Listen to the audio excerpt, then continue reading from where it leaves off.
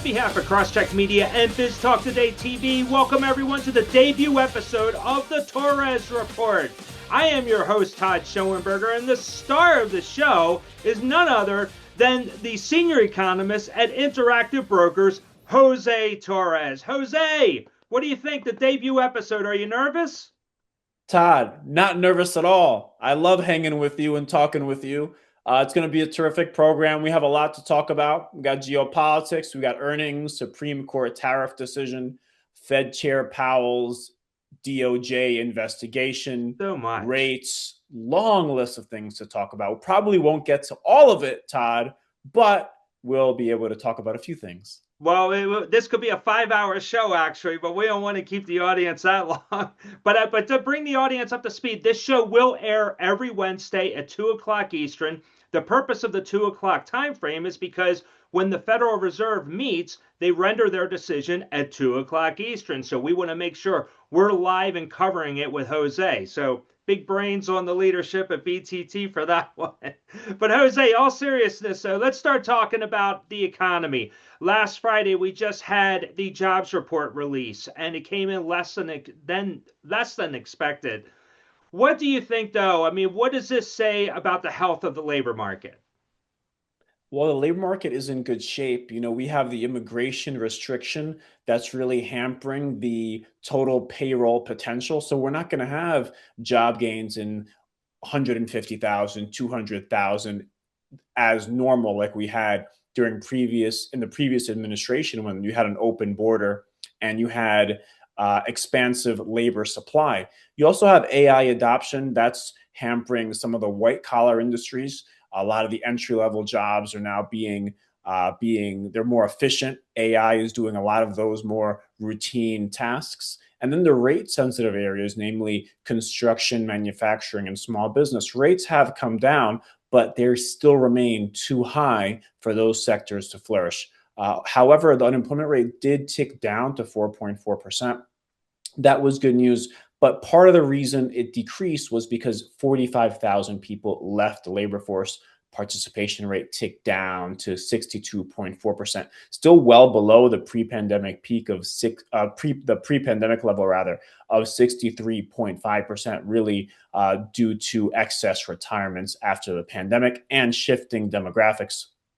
The economy, though, shouldn't be judged, Todd, by how jobs are doing overall in this backdrop. It should be more about productivity, GDP, and consumption. We got those stale retail sales numbers this morning. They were particularly strong. GDP has been terrific. Atlanta GDP now is at around 5%. Productivity also very strong. Employers doing more with less workers, using that technology to get the growth ahead. The investment has also been terrific. President Trump we're expecting this year in 2026, a lot of the taxation package and the measures passed in 2025 are now going to turn into more pronounced tailwinds, hopefully in 2026. So there's a lot of positives that are out there. You seem very optimistic. Yesterday, we had the inflation data on the CPI. Today was the producer price index. The numbers they're off of their peak levels, Jose, but there are some areas that are still showing some elevation, i.e. rents, for example. What do you think what components of inflation are most important to the Fed? What do you think the Fed is focused on when they're going to meet in a couple of weeks? Yeah, well, I think they're absolutely focused on the labor side of the mandate more so at this juncture because since early 2021, we've essentially allowed inflation to be above target. So really, it's 70-30 more so on the labor side, 30% on the inflation side. So if labor starts to weaken, if inflation is where it's at right now, then the Fed will cut quite significantly. We're looking for 100 basis points of reductions this year if the labor market starts to weaken. So call the unemployment rate 4.8%, 4.9%. If we get up there, then that would justify those kinds of cuts. I think they'll be looking at the tariff inflationary pressures, which really are behind us and were very, very muted. So they're going to still watch that. I don't think we'll see a flare there. And really services, that's really, the big component there. Labor intensive services, but also housing. The immigration story has really quelled the the inflationary aspect of housing. Rents have been slow. Home prices have been decelerating significantly. We saw this morning existing home sales 34-month high, Yeah. highest since February of 2023. But that's because prices are coming down, Todd. Year over year, prices only up roughly 0.4%, barely anything. So you have flat prices. But that immigration restriction, however, that is supporting higher wages. In that jobs report, we saw average hourly earnings up 3.8% year over year, above the previous 3.6% and the median estimate, which was 3.6%. So you have a little bit of an offset. The immigration restriction, it pushes down housing costs, but it does support higher wages. So let me make sure I understand this right. You are calling for 100 basis points in cuts this year? No, if we have the unemployment rate go to 4.8 or 4.9, I'm at 75 basis points of cuts. Because I Which think is still that, very aggressive, actually. yeah, it is aggressive. The dot plot says 1, Wall Street says 2, I'm at 3. I look at the real-time measures of inflation, and we're going to be, Todd, at 2.4, 2.3% very soon. When you pair that with President Trump putting someone in there that presumably is going to lean increasingly dovish relative to Chair Powell, then you could probably add one more on top of what Wall Street is expecting. So speaking of the Fed, do you think that it's the timing of the cuts or the magnitude of the cuts that's most important? I think they're both more important, and it depends on the context. So for investors, it would be more so the timing. Magnitude would be more significant if we were heading into a downturn. So timing, if you have well-timed rate cuts, that's great for markets. But if you have a rush down to the basement, that's bad for markets because that means that the Fed is rushing down because it sees economic conditions starting to slow, perhaps contract, and that threatens the buoyancy of corporate earnings, of course. But that's not where we are, or where I think we will be. But that's sort of how I think about timing and magnitude. So you brought up the Fed and the potential change of leadership, which is imminent, actually. By May, Chairman Powell will have vacated the position of chairman. He can remain as governor, though. But there is some drama that just came up over the weekend with the Department of Justice launching a criminal investigation on the chairman over his handling of the renovations at the Fed. What are your thoughts here on this, Jose? I want to get your opinion on this. Do you think that there's where there's smoke, there's fire? Is that what we're looking at here? Or do you think this is another way to try to manage the chairman out of the role? I think it's more so the latter. I think it's part of political pressure to try to get what the White House wants. Um, I don't like the scenario. I think that the chairman is out in May. Let him finish out his term, and then select someone else. I don't. I think the pressure is unwarranted at this juncture. Yeah, that's where I'm at, Todd. Well, he has the right to remain governor, though. Do you think that this might be the way to just try to get him to just remove himself entirely? Maybe, but I don't think so. Chairman Powell is a man of principle. He really cares about the institution. He spent a long time there. He's been there, Todd, since 2012, off of the top of my head. That's 14 years. So he cares a lot about the institution. He used to make a lot of money on Wall Street working for the Carlyle Group. So this is not a man who's chasing wealth. He's already there. He's chasing duty. He cares about the Federal Reserve. He cares about maximum employment. He cares about price stability. He cares about American institutions. So I think he's going to stay on as governor, Todd, because I think that he doesn't want his legacy to be tainted by him leaving his role because of political pressure. My theory is that this is an angle to another story. We still haven't resolved the Lisa Cook issue with the Fed, and they're also or were some whispers and rumblings that they were trying to get Austin Goolsbee out.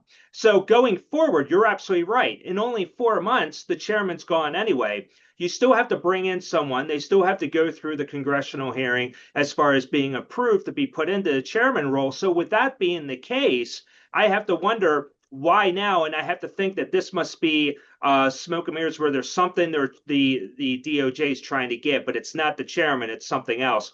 That remains to be seen, but we'll see what happens there. Let's turn the page, though, to the Fed, because now going into that dovish picture and the overall economy, and then you throw in the big beautiful bill. That's we're seeing a lot of the benefits from that. You also have all this AI capex spending that's taken place. What are your projections for GDP for 2026? Very strong, up at 3.4%. One of the strongest years in quite some time, driven by what you just said. That package that's going to incentivize a lot of investment, first year 100% depreciation on CapEx on a lot of different categories, broad based. That's going to be terrific. Hopefully that can lift manufacturing employment and orders. And then also you have deregulation, more of that coming on the way. You have fiscal stimulus. The president now at the midterms, President Trump won because of affordability. Affordability remains an issue in America. You still have high prices. You still have high interest rates. He's trying to do the credit card stuff, the cap on the 10%.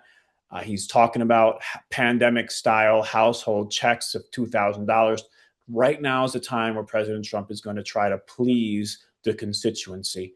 And that means more fiscal stimulus, a stronger Trump put, and as a result, I think we're going to have a higher market. But after 3 years of a strong bull run, returns roughly 24% in 23, 23% in 24, 16% in 25, way above average. This year I think is a positive year because earnings are going to be strong, but expect some bumpiness, expect some turbulence because valuations are elevated. And after such a significant run, especially with the recent trajectory, Todd, of the 3 years on, 1 year off. We had that down year in 2018, 19, 20, 21 were great. 22 was a bad year. 23, 24, 25 were strong years. So, if you're superstitious, then maybe 26 is a down year. But the fundamentals are very strong. So, it's hard to see a down year. But some turbulence, a little bit of volatility, I think, could be expected, especially with the geopolitical stuff. I mean, you have stuff happening all around the world. Caracas, of course. Now we're talking about Havana, Tehran, Moscow, Beijing, et cetera, and et cetera. So who knows how this will play out? And of course, during this Trump term, as well as the previous one, we remember a few, 5%, 7%, 8% drawdowns, driven mainly by geopolitical tensions. Well, I want to touch on the geopolitical items because what is your feeling? We've seen crude oil prices jump over 9.3% in just the last 5 trading days. That is going to take a hit. That's almost a tax on the American consumer at the pump. So if this continues, and now with the unrest in Iran, and if they do anything with the Strait of Hormuz, you're going to see oil prices just pop and gas prices are going to pop. And then therefore, the American consumer is spending more to fill up their car rather than spending it at the mall. What is your worst case scenario here if the geopolitical tension continues through the first quarter, second quarter? What kind of a drain will that have on GDP? Well, the great news is, Todd, that we have ample supplies worldwide, and the US is now increasingly in control of Venezuelan supply. So that's the good news. So, in a worst case scenario, 3 or 4 years ago, we'd be talking about oil at $100 or $110. Right now, we're looking at 75 or 80. And of course, it's not just the magnitude of the move, but also how long we stay up there. Because if you just have a quick spike and you come back down, inflationary readings are monthly. So it would be a monthly average, not just, how high did it go in one shot? But absolutely, if we do have oil, let's call it 70 or 75, that can essentially, Todd, wipe off any rate cuts this year, send inflation back to 3%, and it would send the 10-year to 430 or 440, and it'd be bad for the economy and for risk assets. And GDP would still, in that kind of scenario, would still grow, but not in the threes. We'd be in the twos. Okay. Wow. That'd be something else, and that could be significant then. But one thing that could be very significant is the Supreme Court ruling on tariffs. We are expecting the ruling. I believe it will show up at 4 o'clock or after 4 o'clock Eastern on Friday, because we have a 3-day weekend, so markets have time to digest the news. But what do you think about this? It seems that the Supremes might actually vote against the president on the tariffs. Will we have to rebate $400 billion to countries? And then, if so, what does that mean for the U.S. economy? Hopefully not. But what it means, if there is an expectation that the court is going to block the tariffs, and without talking about all the alternative verticals that the administration can take to still enact them anyway, even if the Supreme Court blocks them, if you block tariffs, like you said, you got to give back some of that money. That's bad for the fiscal situation. The fiscal dynamic has been terrific, folks, when you consider the deficit has been contracting, and that's great news for fiscal hawks. Another thing that it would be bad, it'd be good, however, for corporate earnings in the short run, because you'd have that fiscal stimulus. A lot of those firms will get that money back. It would be terrible for onshoring ambitions, because that does fuel the onshoring story. So I think those are the main three things: the fiscal situation, the short-term boost to corporate earnings, and then unfortunately declining onshoring ambitions without the tariffs. Let's turn the page to the markets. We'll close out the show with this. You have a stock market that did exceptionally well last year, despite that overhang of the tariffs, and it seemed that it didn't impact consumers as much as experts had figured it would. This year, going forward, regardless of what the Supremes do on the tariff situation, how do you think? What are you telling Interactive Broker clients? Are you still expecting a further gains in the markets, or just an up and down pattern for the rest of the year? Yeah, no, I think it's still a strong market. It's going to be a good market. There's a little bit of disagreement on how far we can go, or if we'll have a flat year, and that really puts us in the framework that you should be cautious this year. There's going to be turbulence. There's good idea to put on some hedges sometimes, not be too greedy, not chase too much to the upside, and be ready for some sudden drops, or Trump bumps, we can call them. Okay. Jose, how is it that the audience, because I know you have a wonderful commentary, how can people actually see your musings on the economy? Oh, absolutely. Yeah. So on Interactive Brokers Campus, IBKR Campus, we have a Traders Insight page, and you'll see a lot of content from our contributors here at Interactive Brokers, like myself, like the Chief Strategist, Steve Sosnick, Director of Trading Education, Andrew Wilkinson, among others. And then, of course, you can see my stuff as well on LinkedIn, on X, as well, José Torres Econ, and of course here with Todd Schoenberger. That's right. Well, I got to say, Jose, you're one of the smartest economists on Wall Street, and I know we're proud as all else to have you on BTT for this weekly show. So this is wonderful. A wonderful first show, Jose. Wonderful. I can't wait for you to come back next week. I hope we don't have to run a best of, because we definitely have a lot to talk about next Wednesday as well. Looking forward to it, Todd. See you all next week. Absolutely. So on behalf of José Torres at IBKR, I am Todd Schoenberger. Thank you once again for joining us on the Torres Report.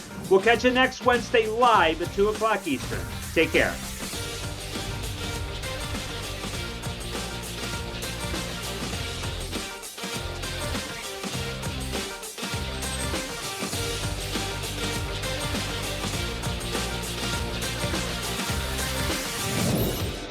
Access real-time data and intelligent analytics exactly when you need them. Get the right data at the right time. Learn more at quotemedia.com.